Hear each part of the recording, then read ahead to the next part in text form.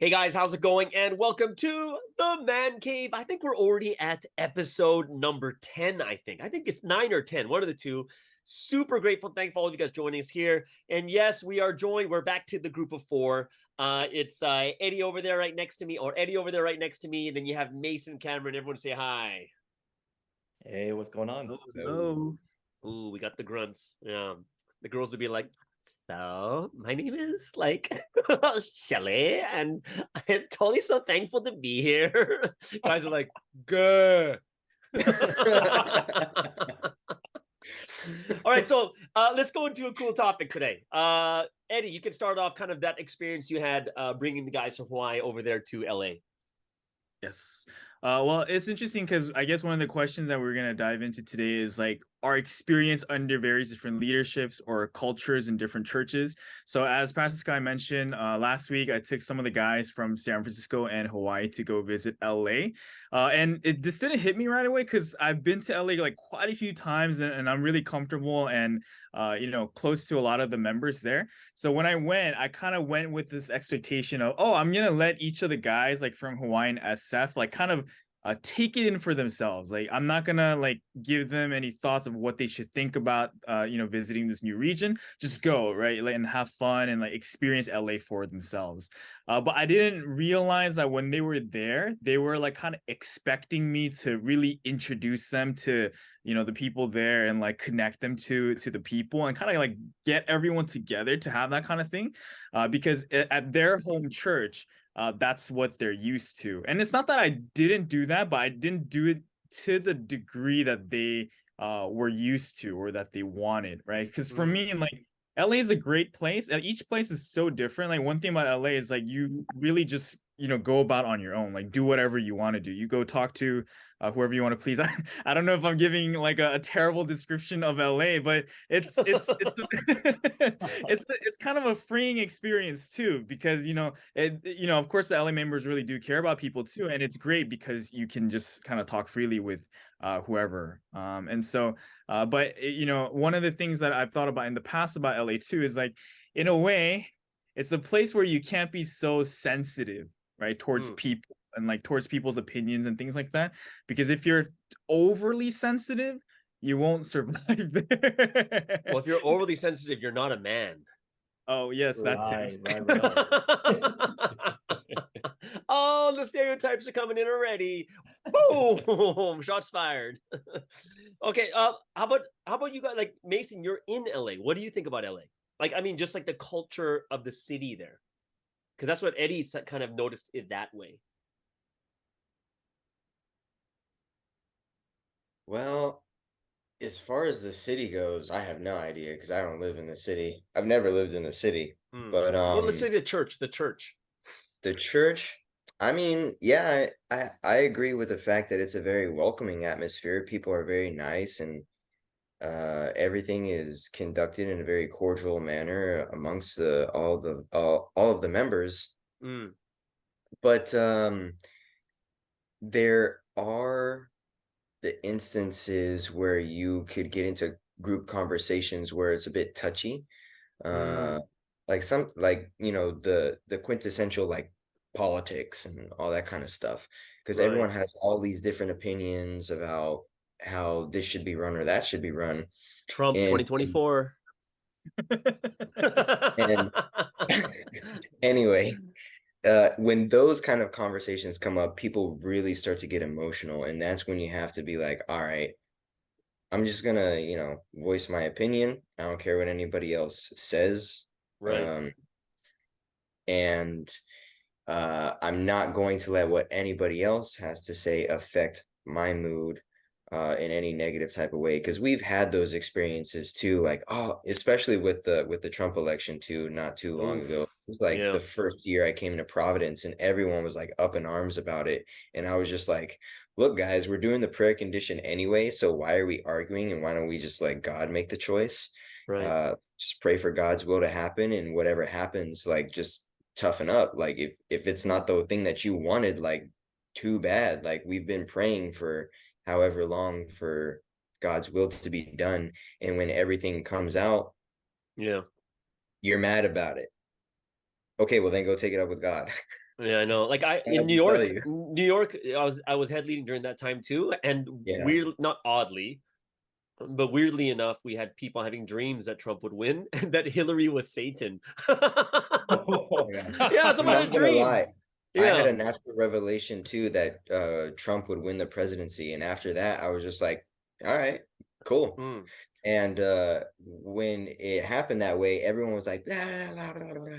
And people, there was a couple of members that were asking me about it, like, "Oh, so what do you think?" And I'm like, "Well, we all did the prayer condition. I had a natural revelation." Um, Long story short, basically what happened was at the very end of the prayer condition, it was 44 days. There was a message that came out, and in the message, Sunsinim said, we talk to God using thousands and thousands of words, but God gives a one-word response. During the right. prayer condition, I prayed prayers that were worth thousands upon thousands of words. And at the very end, I just got one word response, Trump. Trump. And I'm like, There you okay, go. Mm, so Trump wins. I'm not going to be mad about it. I didn't care to begin with, if Trump won or if Hillary won. It didn't matter to me really because I'm not really into politics. It doesn't really right. bother me at all. I just like, oh, they're in charge. Cool, they're in charge. I will respect that. Do you Um, think the guys get more fired up by it, or do you think girls get more fired up by these types of conversations? I think it kind of depends. Whoever has more estrogen in their system. That could be ambiguous. Oh my gosh. That Exactly. means, That could be are you saying that ambiguous. Cameron was like furious? Well, but so Dang. I think I did have to chime in on that. So that was the most interesting thing because I think growing up in San Francisco and knowing how like San Francisco has been, it's a city. Well, not really a city, but it's a church with mostly immigrants, like even in the Right. church, right? So I had never experienced like politics of that kind of sort, like in the church, right? There's Right. like church politics, but not about like the state of the country sort of thing. So it's really Right. interesting for me actually during that time because I think I was part of a couple chat rooms from LA too, and like noticing it because it was like a first for me to Yeah. experience something like that. Well, it got pretty wild in I know in America because I was head leading at that time. There was like Facebook posts and stuff going up Facebook from posts members and stuff. Wow. everywhere. It Yeah, was pretty fiery from the estrogen side. yeah. I did The I did see some call outs from like Trump supporters too, like in Mm, province. Like I saw like some back and forth. I was like, it's interesting because it could be very divisive, especially the right. 2016, like Trump's full term, 2016 to 2020. It was the whole country was, very heated. And Right. I feel that Providence should have done a better job of not being so focused and so consumed by that Mm, and really been more in prayer for our nation and letting God's will be done um, versus trying to do it from a humanistic level and trying to debate each other. It's like we're trying to fulfill God's will. right. A Mhm. much bigger calling in our life and purpose for our life. So Well, that's one thing very interesting I saw in a Christian church, like, Hillsong was about 3 blocks away from our church. And it was the Sunday before the election. And I was listening to the sermon, and the guy starts talking about the election. So I'm sitting here like going, oh wow, this could get crazy. And he kind of brought it down like 10 levels, and he said, uh, we are not the one that chooses. God will choose, and it's our duty to pray for the one that God chooses to fulfill God's will. And when he said it that way, I was like going, that makes sense. mm, That makes sense, right? Because sometimes there's the will. Like I would think about like Nico in Conflict and Ignorance is like he's the last guy you'd want to be helping Israel, but he's the chosen one. But even Josiah is like, no way, not you, kind of thing. And it's kind of like you never know who God's gonna work through. So when it was interesting how it came from the inspiration came from like listening to a Christian pastor talk about it. And he just said, let's pray. And they all started praying for whoever wins, God will be with them. And then we got to pray for that person too. And I thought that was like the best way to think about it. Because we don't know what's going to happen over the next 4 years, right? yeah. Yeah. Mhm. Do you think guys argue more, or do you think girls argue? I think guys argue more, don't we? We Yeah, I are. think guys are a little bit more combative in that way. Yeah. Like Yeah. we're But more one. Yeah. Go ahead. one thing related to that too is that not just in arguments, but in like fights too. I think guys get over things quicker, and Yeah. Mhm. and, Yeah, that's for and sure. if something clicks in you, like let's say if it's something you didn't even agree with, but if it Yeah. logically makes sense, then you might concede the point, and you might even change your viewpoint on it. Whereas Right. I think if you're a little bit more feminine, and this goes for even guys who are a bit more feminine, Yeah. that you might hold on to things longer. Yeah. Like forever. To the day you die. Yeah. You'll be on your deathbed and you'll be like, I remember back on that day. Don't forget you did this. Thank you, God.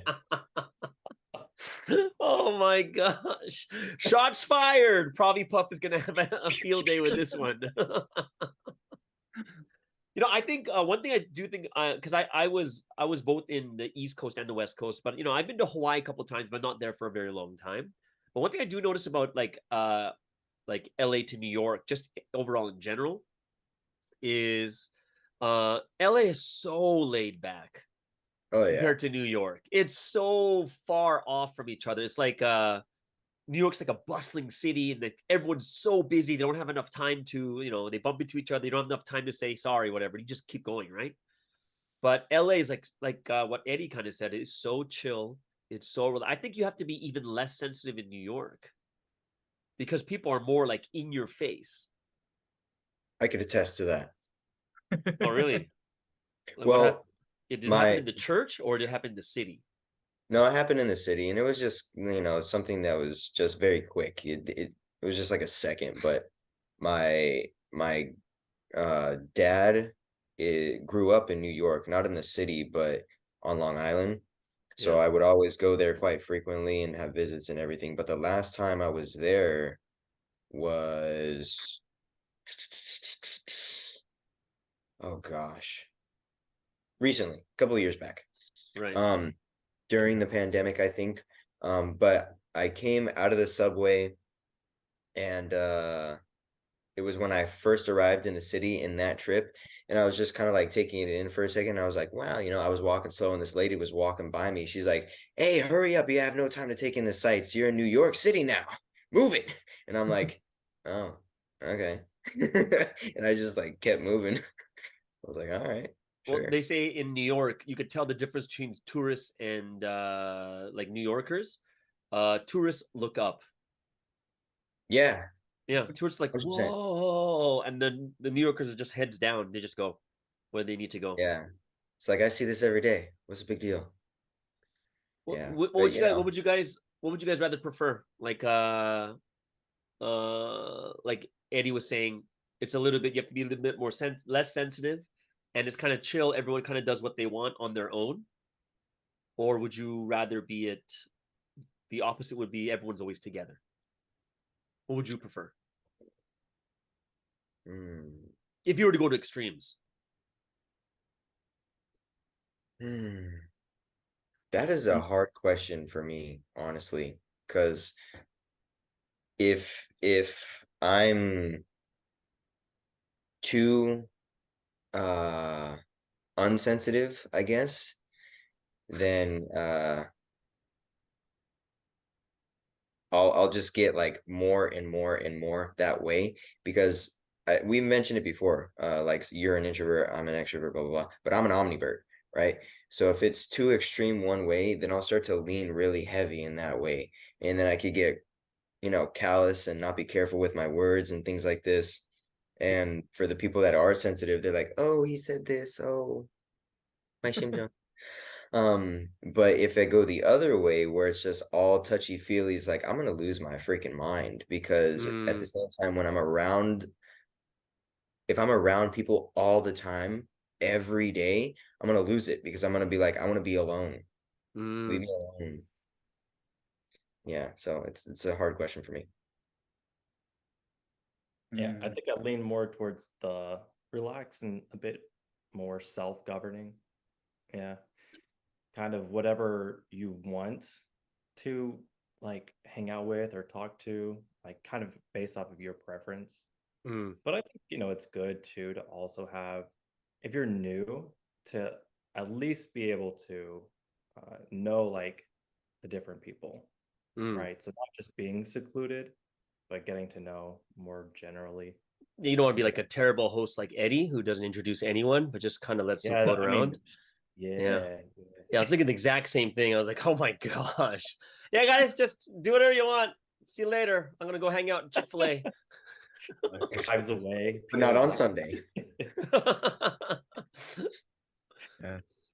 Well, it's interesting because I think each of the places I've been to the last few years, and specifically Hawaii too, since I was there for a long time, it felt like it was really important to be someone who can mesh well to the culture there. So Mm.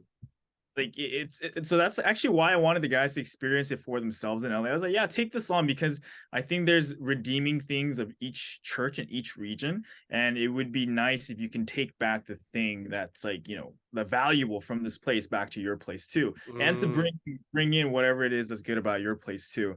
Um, if I had to say, like, if I had to pinpoint out one thing though, um, I will say that when I was in Hawaii, I did appreciate the members far more, knowing that like in most other places in the world, it's a bit colder. Like, Mm. yeah, people don't really like, their people are just so kind and warm. And I think like when you go from someplace like I'll even say San Francisco too, right? It's pretty like hustle and bustle here too, and like we don't really take time to see if we step on people's toes or anything like that. So going from Mm. this environment to that one, it made me appreciate it more. But it's kind of different from what we just said about like being maybe a little bit more laid back and loose, because I think those are good things too. um yeah, so I don't think we have to be cold just because we're laid back and chill, which I guess is what happened this time when I went to LA. But like how I treated these guests apparently, even though I didn't feel that way. um but yeah, but I would say if I had to choose one or the other, like I told the members from Hawaii actually that if we could kind of capture the warmth that they have and kind of export it even to other regions, I think they'd be a tremendous asset for American province too. Well, what do you, Cameron? You're in the Bible Belt, isn't is it? What's the yep. Bible Belt like? Very warm. So a lot like how Eddie is describing Hawaii.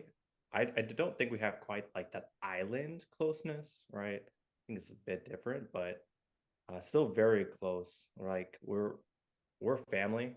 Um, at church, we'd like to hang out, uh, just do everything together. So I think, yeah, it's very warm, very welcoming, very inviting. We're not very standoffish. Like if there's a new member who's coming to visit, everybody does their best to Right. introduce themselves, welcome them, make them feel at home, offers gestures, right? Like Mm. either meals or something to do, or just trying to take care of them and support them.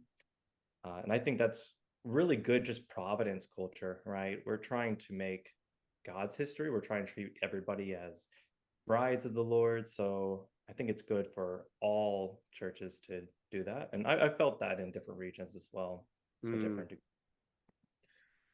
Like for me too, I think I like the Southern style.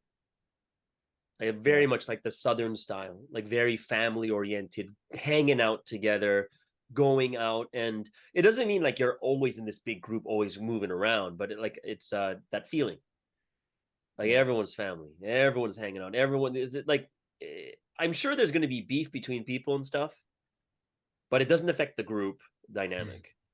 Yeah. That's why I was like, oh man, like Bible Belt area, Texas, the church in Houston, you had the church over there in Georgia. I think those are the only two churches in the Bible Belt, right? Yeah. Yeah, and I appreciate that style because it that feels like a church to me. Like a church Yeah. should have that feel. And Yeah. I find it a little bit colder if everyone's just on their own. Yeah, like I appreciate though the respect for people's independence and stuff, But if we're thinking about a church, I'm thinking community, and I'm thinking being together. Like that's the thing I think is super important for us to just, yeah, that family feeling is I think is very important for me. Yeah, and I'm super extroverted too, but I really appreciate that type of style. Right. So as we move on to like, these cultures we have in the churches, I think this is one of the questions that also the Provipuff Girls were talking about.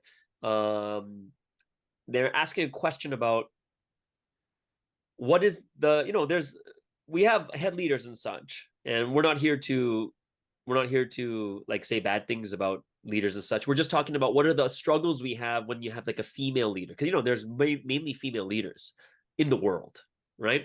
What are the struggles that you guys have had with female leaders, like the things that maybe they might not understand as well because they're a female leader, not knowing males?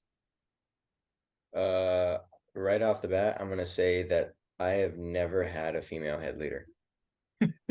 So Oh wow. never been. Yeah, like I was thinking about it just now because I knew this question was coming up, but I was like, Pastor Gabe, Pastor Shalhoun, Pastor Sunny, Pastor Gabe, Pastor Greg. I'm like, no, I've never had a female head leader.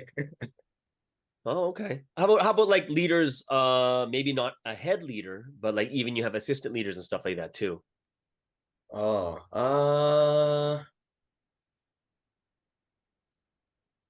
come back to me on that. Mm. Come back to me. Well, I think a big one in general, and it's not to say that all female leaders are like this, but the ones that I've worked with are more like this. Typically, they're a lot more like organized and anal than the male leaders. It's Oh good that wow. it's good that we have them, but like I think if it's like to the degree where they can't understand people who are like, let's say, less organized or less like specific about every little thing, I think it can get difficult. And one of the reasons why I feel like the Provipuff Girls brought up that question too is it's because it's not just something that guys go through. I think it's something that members are around these individuals can go through, because it's a good quality to have in specific ways.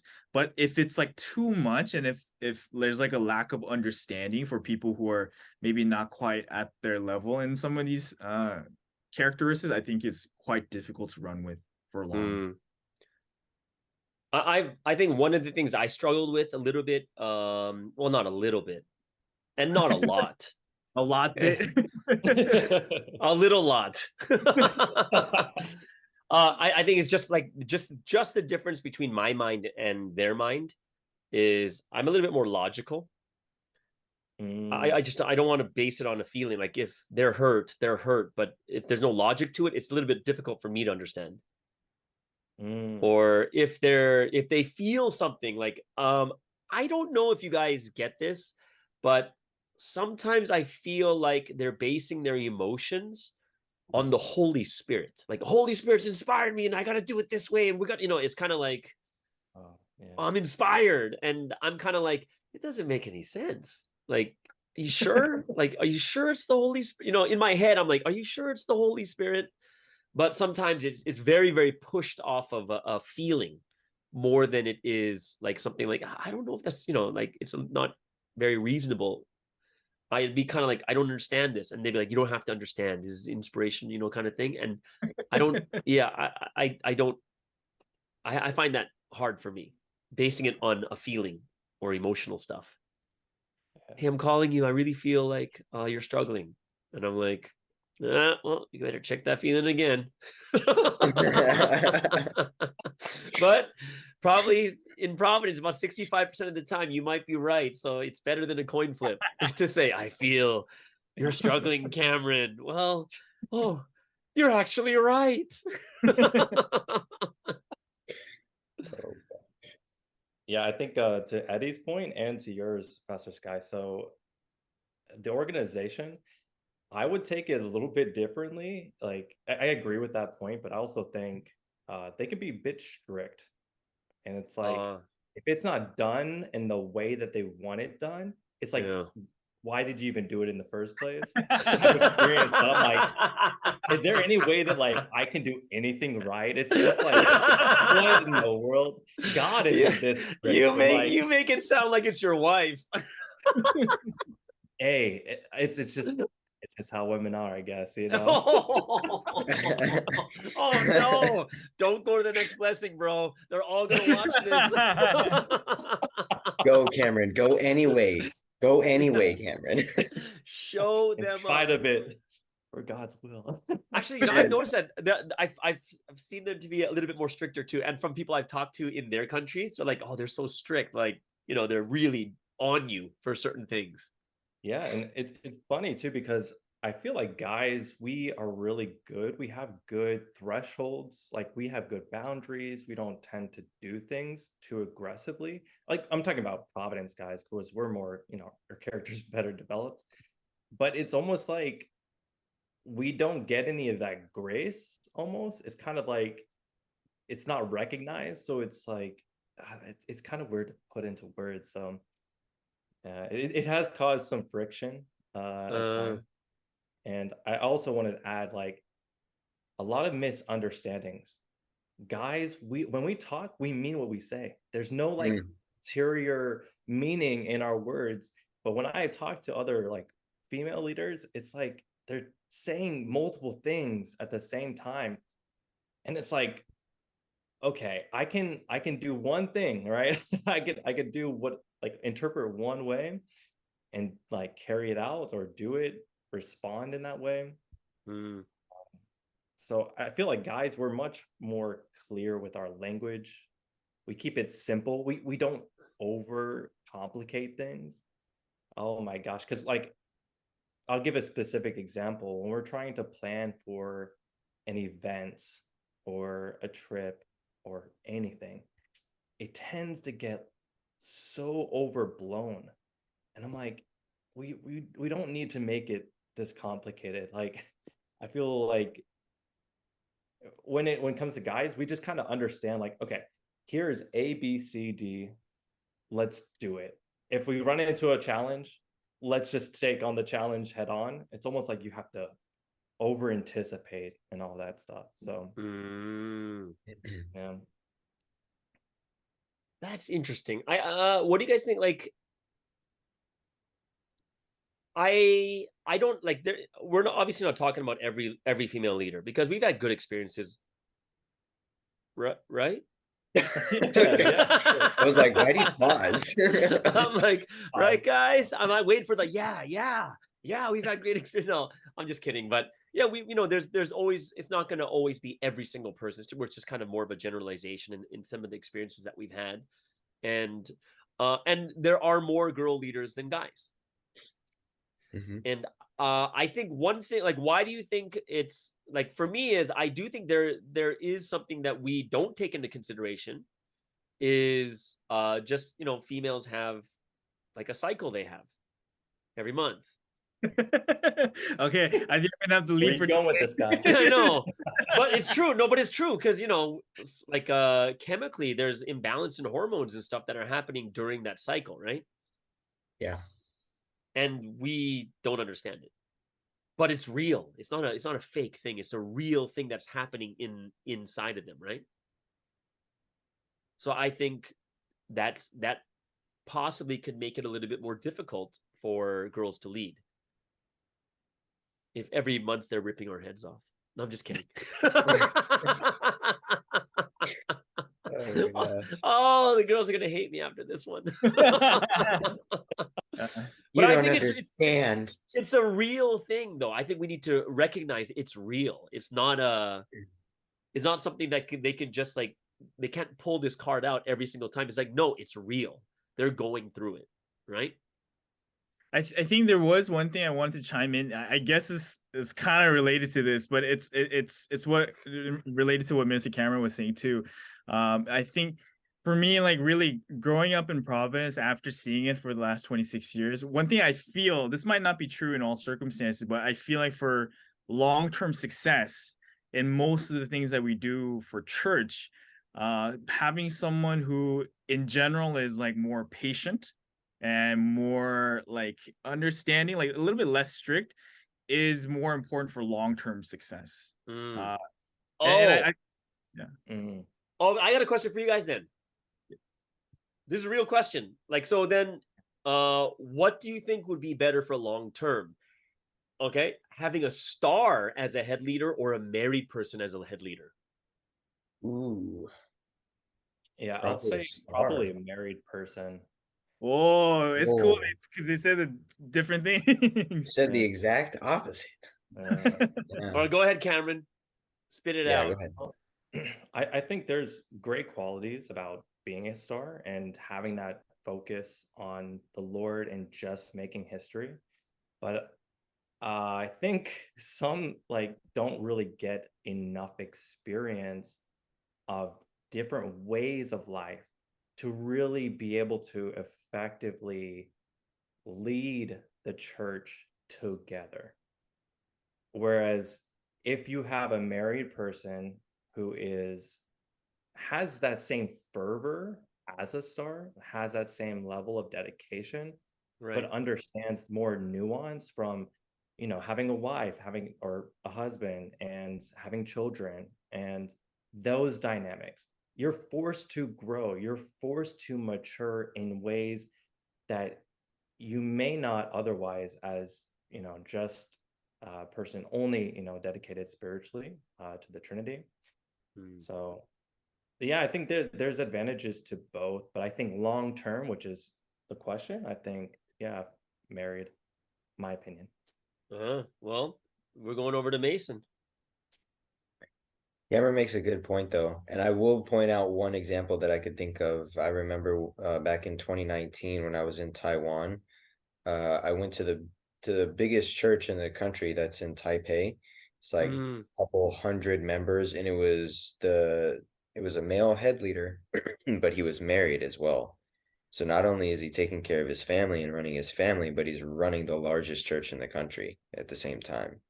So Mm. Cameron's point or his opinion does have a clear example um, that could be illustrated from that individual.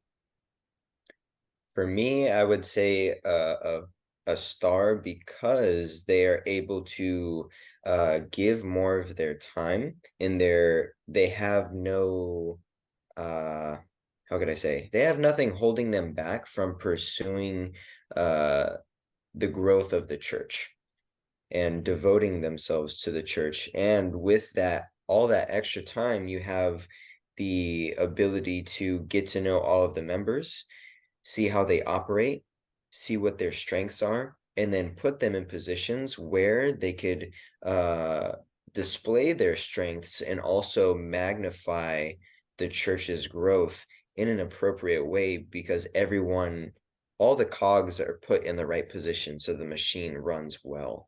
Because we're all wanting the church to grow bigger, not just like this church and that church, but like AP in Providence in general across the world.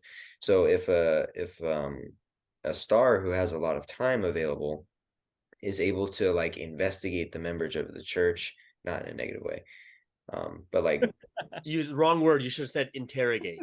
Yeah, interrogate right. the Waterboard. members. Who are you working for? What are your skills? Satan be gone! Satan be gone! Did you pray the pre-dawn at least 3 times this week?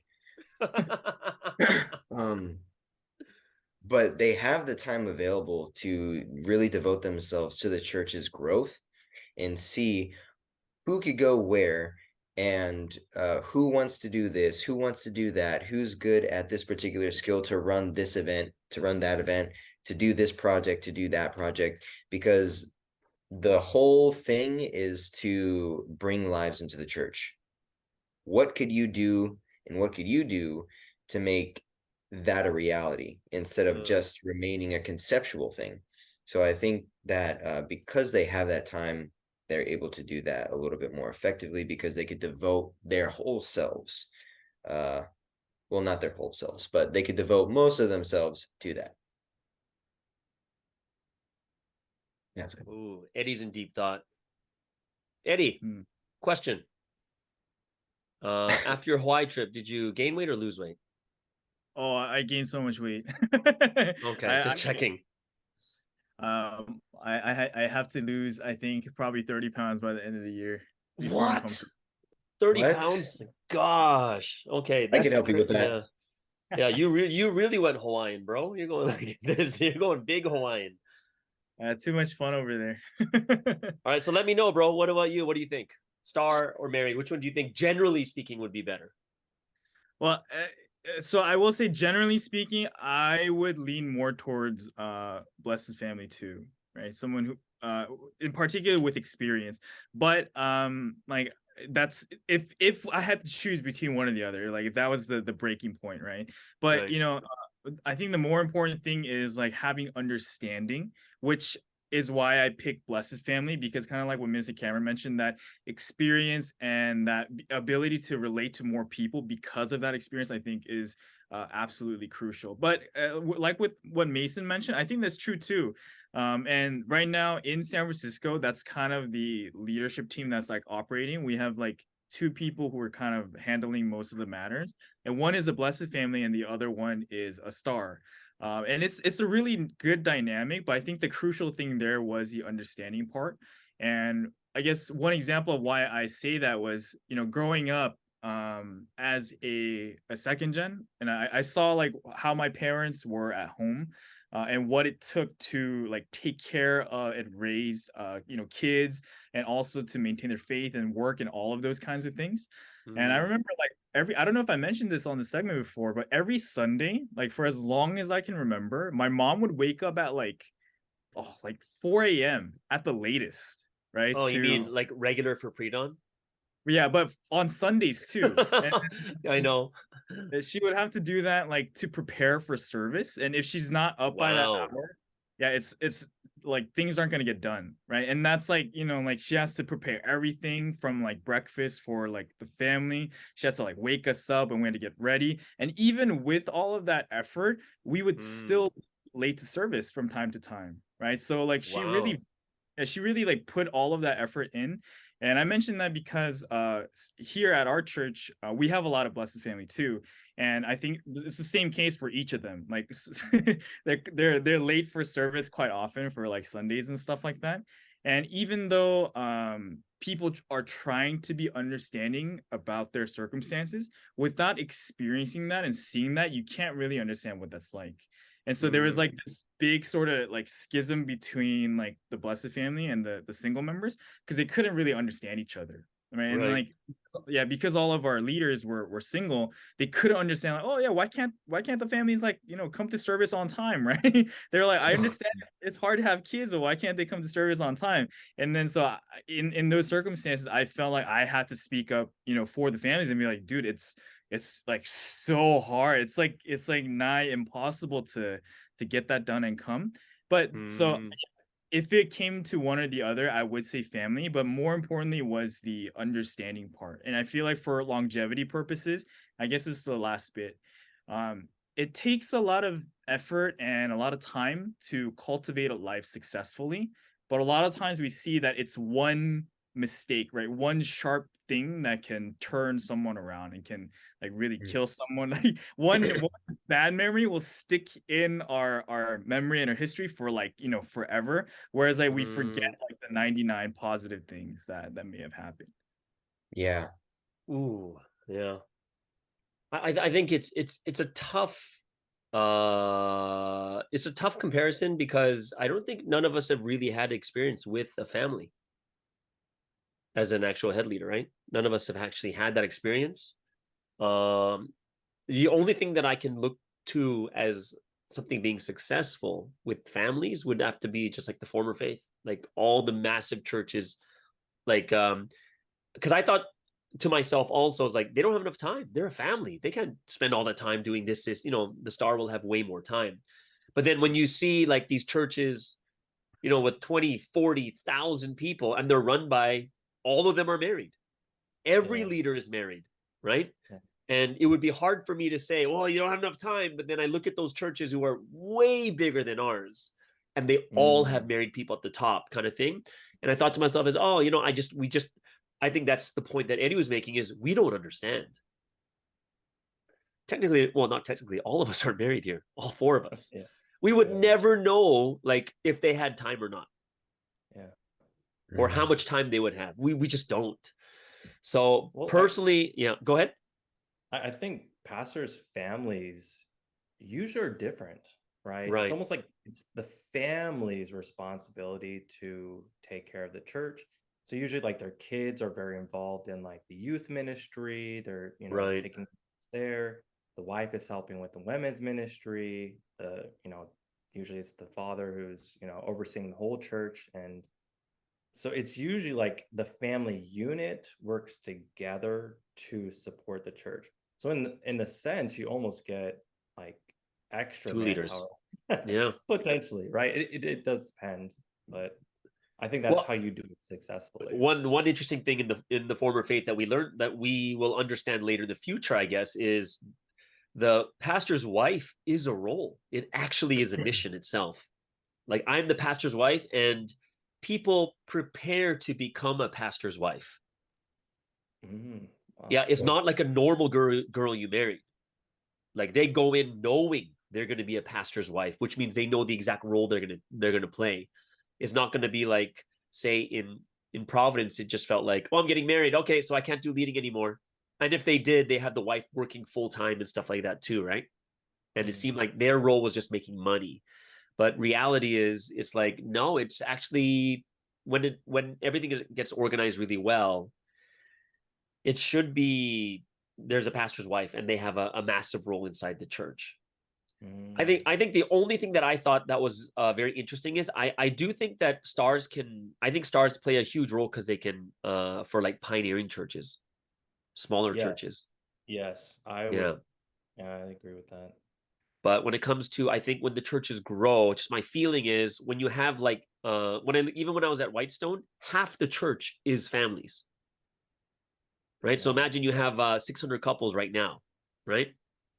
So it's like, then who's, I noticed for myself when I was a head leader, I'm better just being with the campus and like the younger people, but I'm not sure what to do with the married people and the older people. And that was a struggle for me. How do I deal with them? Yeah. I think that was something that was like crucial for me too, because I do agree too. I think I don't want to just say stars for leaders, but just people who are able to run more, like who are still single, younger, and can dedicate a lot more of their time. I think Right. that's actually crucial too. Like, I don't think we could function without them. But one thing I noticed, especially, whether it's because people are getting married or whether it's because they're getting older, whatever the thing is, like after a certain point, it's kind of like what Mason was sharing, how like when we're single, we dedicate all of our time to the church, and we try to figure out how each person can play a role in the church and try to kind of get them involved. But I think when you start to have a family, when you start to get older, your mindset in a way can kind of flip. And I don't think this is just a consequence of getting married, but as a consequence of getting more mature too. It's like when you start to wonder whether you can trust someone else, right? And then right, what you need from a leader becomes different. And so one thing that I saw, like like even when I was in Hawaii for 6 months, is like you have to earn people's trust versus like them just giving you their trust. And so what you need from a leader becomes different. Like, let's say if a leader came up to you and they're like asking you to do something, but you don't trust this leader, or you don't even like it, or this leader has done something to like rub you the wrong way, right? Or yeah, then you might not open up to this person. You might not be like open up and willing to do the things that they ask you to do. Right. Versus, yeah, if this person was willing to sacrifice something of themselves, like first for you, then even if you don't really understand each other that well, you're willing to do that work. And it's something that I've seen even more in Blessed Family. Like when I took the time out to do something for them, even if it wasn't like required of me, or like they didn't even ask for those things, then they were more willing to trust me with so many things and change in their own way. Versus like I think if someone just came up to me like, "Hey, can you do this?" Then they might not be so willing to do so. Oh, wow. What do you think would be the biggest change? Like, the biggest change when you get married, like in the mindset, the perception we have. Like, what would change? What do you think the biggest change would be? And we were just guessing because none of us are married. But what do you think would be the biggest change? Probably, well, maybe not the biggest, but maybe one of the top 3 or 4. You'd be Um, like arguing, probably lots of arguing.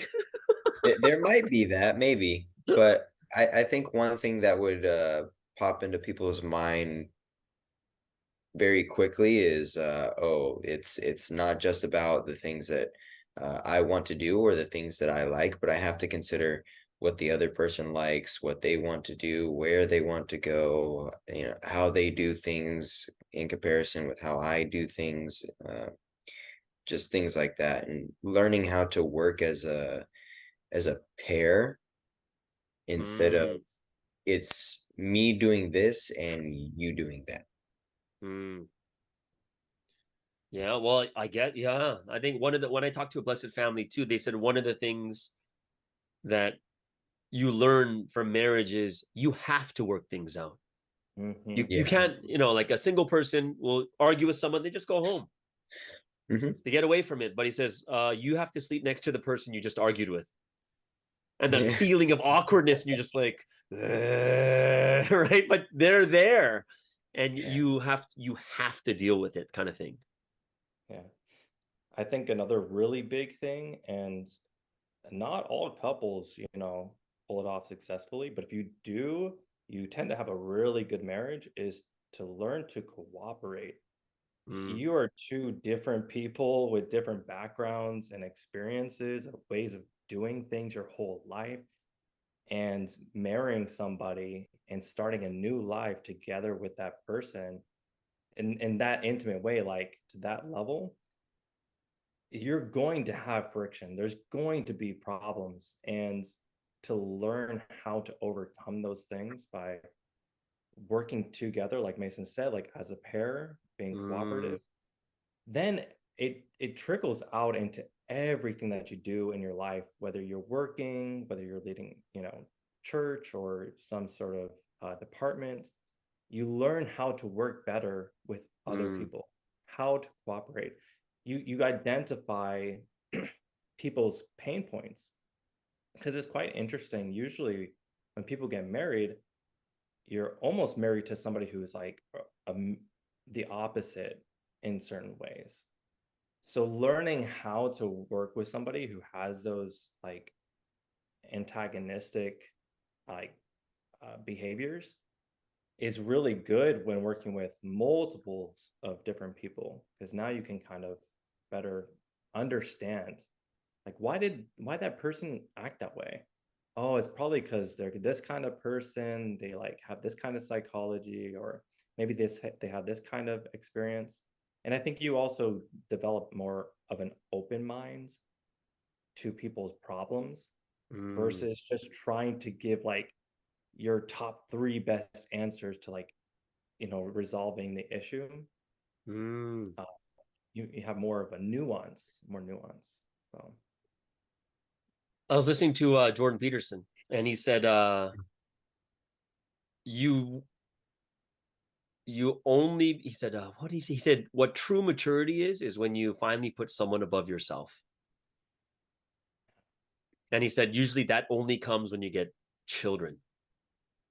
mm, And he says that's when he said like that's kind of like when you really become mature, is when you have a child and you put everything of yours, like nothing of yours goes above this person. He says that's when you truly become mature. So when I listened to that, I was like, oh, as being, I'm a star and everything, right? So I'm just like, oh wow, that's that it forces you. You have no choice at that point, kind of thing. What are you thinking, Eddie? Well, actually, that last point was something that I read in a book recently too. How, like, Mm, especially for guys, that is a big change. like when it comes to that point of actually, it wasn't even marriage, it was like you said, like rearing a child. That's when a lot of guys adopt responsibility. Mm, I think that's a big one, right? It's like a responsibility that you can't like put down, like once you pick it up, essentially. You know, and we might be in a time period where that's kind of more difficult because we're trying to give people more freedom and such. But you know, traditionally that was one big time, and I could really feel that too. Like I'm like even when I try to think about like what's the big difference between like me and my father right now, right? And I think that responsibility and how that shapes you is probably the biggest thing. mm. Yeah, I think it's a very tough topic. I don't think it's a tough topic because I do think eventually, like I even when I look at Korea's kind of moved to that point where when these huge mega churches were starting, you know, like Kwangmyong and Lord's Church and Whitestone, and there's these other churches that were growing bigger and bigger, and they were using a two-leader system where it was one blessed family and one star. And the star was taking care of the younger people, and the blessed family was taking care of the families. And they're doing it that style in Korea. Like that was happening a lot. So I thought it kind of looked like that was the frame to look forward to, especially if you have that many families starting in your churches. Ooh, ooh, yeah. I wonder what other people are going to comment about this. Yeah. Yeah, Interesting. because you know we've only really known stars being head leaders until now. That's Pretty all we've much. really known, right? Pretty much. Yeah. Like unless we were in the very, very first half, it'd be a little bit different. But we've really only known one style. And we only know one result from this style. Right. So I do think it's something that we have to think about for the future also. I got a question for you guys. Would you guys just personally want to lead a church in the future? Why or why not? For myself, I've given it a ton of thought, and yeah, and I'm definitely looking forward to that. I've already had conversations with my leader, Mm, um, you know, and trying to build a path and a track towards that. Um, my why is um, it's kind of interesting. Like I feel that it's kind of a calling for me in mm, different ways. I'm God gave me a gift of being able to work well with a lot of people, and mm, I think I have the mindset that God can really use to support the church, maintain it, and also to grow it. Um, I like seeing things from different angles. I like hearing everybody's input. I like bringing everybody together and unifying people. And I mm, think that's so important for any church leader is I was actually having a discussion since I'm here in Houston. I'm doing some leadership training here. Um, a lot of times people get like a huge inspiration or a great idea and they want to take action on it immediately and they try to force everybody to adopt it. It's like you're changing mm, rules. Everybody, here's the new rules. Let's go with it. But actually, that's like almost the least effective thing that you can do. One of the more effective things is actually understand who you're working with, mm. who you have available, what their talents and abilities are, and organizing everybody together and building together. And I think, yeah, because I'm not a very, I don't like anything ever just resting on one person's shoulders. I like having a team, building Mm. team, the community together. Yeah. I So, think that the thing that Mm. you said that probably hit me the most is when you said you got a calling. Like that's almost like the number one thing. You get the calling and you got to make yourself so that you can fit the calling, right? yeah, What yeah. about you guys? Uh, I've thought about it, but I've never really considered it as something that I could actually do. Mm, Um, no real reason as to why. I guess the only thing that really uh, prevents me from actually pursuing it and developing a plan to get there is because like I have a lot of self-doubt kind of issues, right. and I have imposter syndrome. So like it makes it very difficult to be like, because like, oh yeah, I would do that, sure. But then I come up with Mm, all these reasons as to why I can't do it. So that's my thing. Mm, mm. so you think about it, but you don't really think you can. Yeah, because I look at myself and I'm like, oh, I have problems. Mm. Well, that's honest at least. Yeah. Yeah, so I mean, I would be interested. The one thing that I would do, maybe not necessarily lead a church, but what I would do, and I know that I can do it, because I've been doing it, is to Right. be like one of the core lecturers in the church. Oh, I could nice. always be better, right? I could always learn more and develop the lessons that I even more. But I'm confident in my ability to do it because I've taught all the lessons except for the history lesson. Right.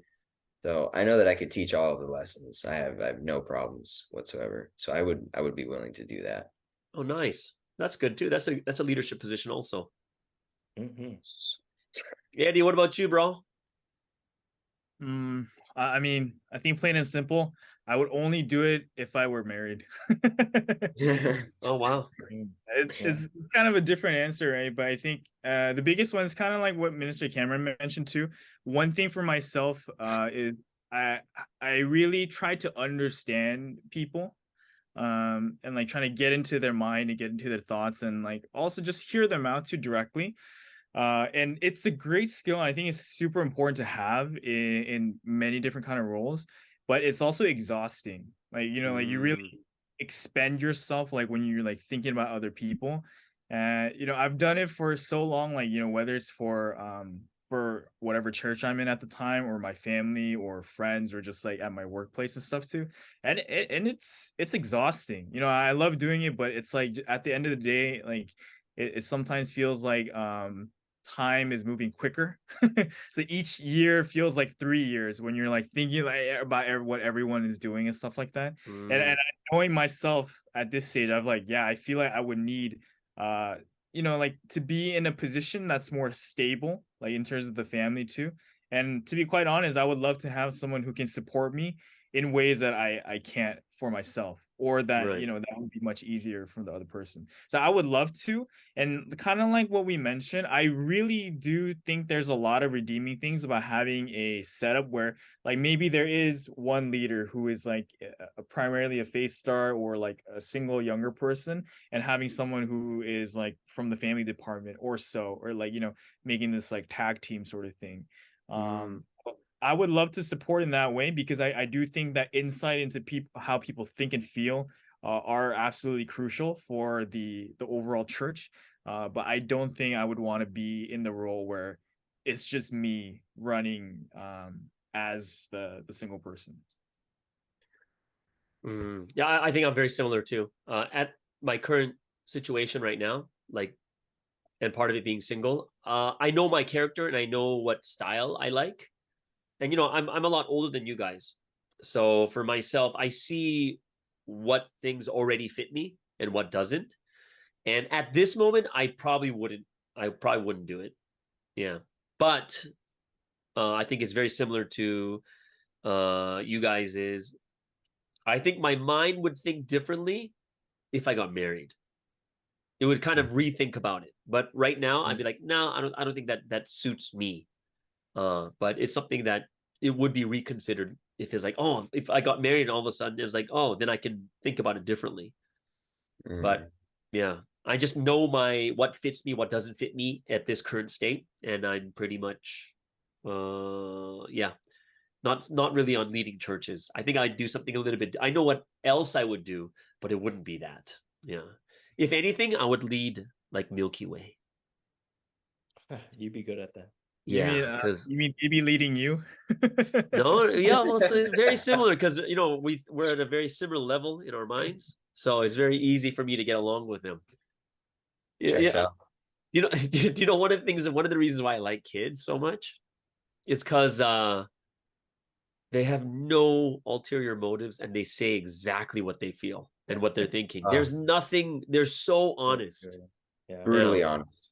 Yeah. For me, I'm just like, yeah, that's there's nothing else to figure out, right? Mhm. Where when you get to an adult, it's so much different, where you need to figure things out. And yeah, I like those of you guys who know me really well. I love kids. I'll play with them, hang out with them, and so that's kind of one of the reasons I like it. It's less stress. It's a lot of energy, but there's no like mental stress. Mm. Yeah. I think another thing to add on to that last question of would we lead a church is it just came to mind right now because for a lot of the guys we have the character of if we're married then we want to be the provider for the family, right? Right. So that means you have to dedicate a certain amount of time to it to make that money to support and provide for your family. And if you're Right. also leading a church, you have to lead the church. Like you can't be, halfway in, halfway out. Like you got to be in it. Otherwise, it's not going to work out well. So for me, I have that kind of character where it's like, okay, yeah, like if I'm married, I want to provide for my family and I want to take care of them and support them so that all the things that they need are taken care of 100%. And if I'm doing that, I would be conflicted because I would be like, oh, I feel like I'm not devoting my whole self to for providing for my family the way that I should, because I'm partially providing for them while I'm also putting a portion of my attention to providing for the church and taking care of the church. So I think I would be conflicted in that matter. Would you be conflicted if okay, just hypothetical, would you be conflicted if the church was paying you like say $7,000 a month? I was gonna say the same thing. Yeah. Yeah, maybe not, because then that's a substantial income. I would be that amount of money per month. Yeah, I would be able to take care of my family. I would be able to take care of wife, kids, house payments, mortgage, all that kind of stuff, Right. while still really, pouring myself into ministry, taking care of the church, making sure people are receiving grace when the message is given, etc. Yeah, Right. that would be totally different. Mm. Yeah. Yeah, So like I think like that is a major issue is sometimes like if you want to become a leader and you're married, you may not be able to provide for your family. exactly. Yeah. And for me personally, I would be like, I don't know how I would feel per se, because I can't experience it in reality, but it would really hurt me, Mm.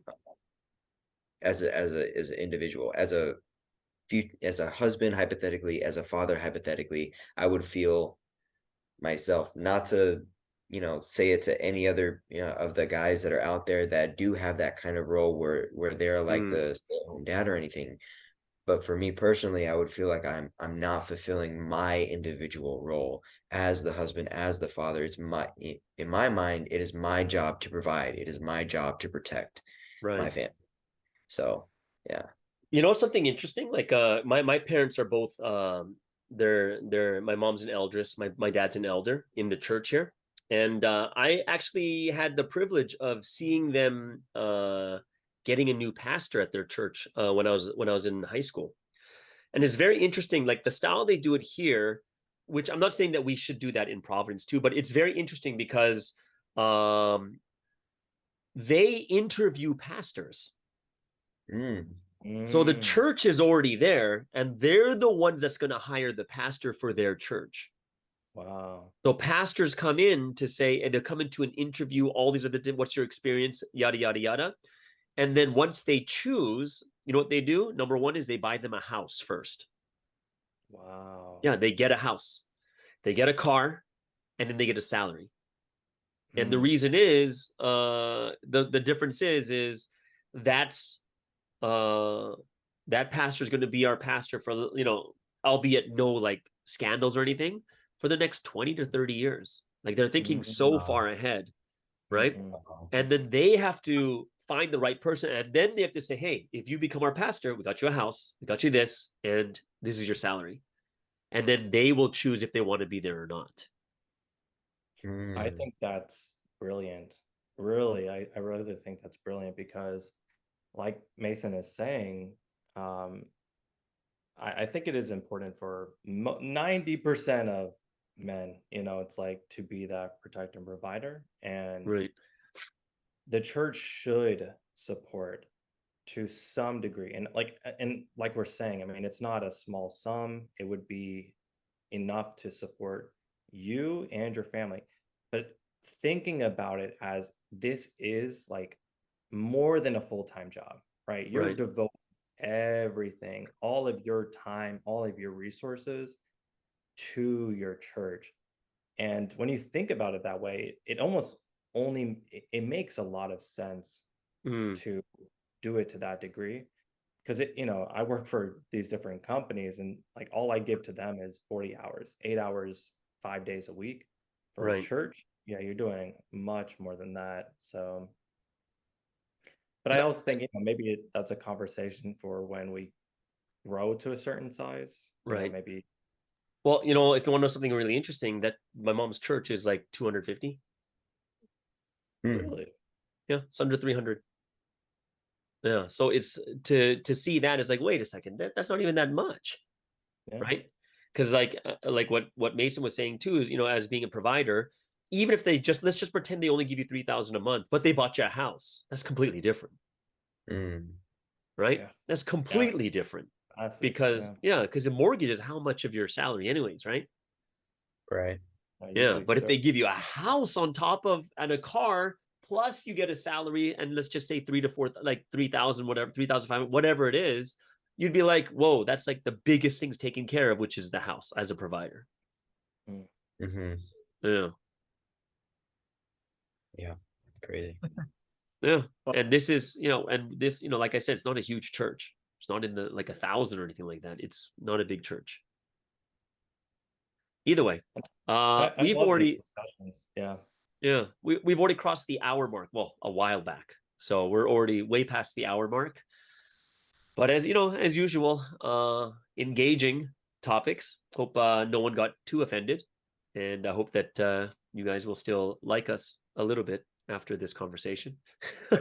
Just kidding. We don't care.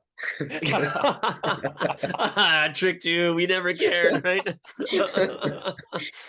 Either way, I hope everyone enjoyed today's podcast segment, Man Cave, and we'll see you guys again next week. All right, everyone, have a wonderful day. Bye-bye. Bye.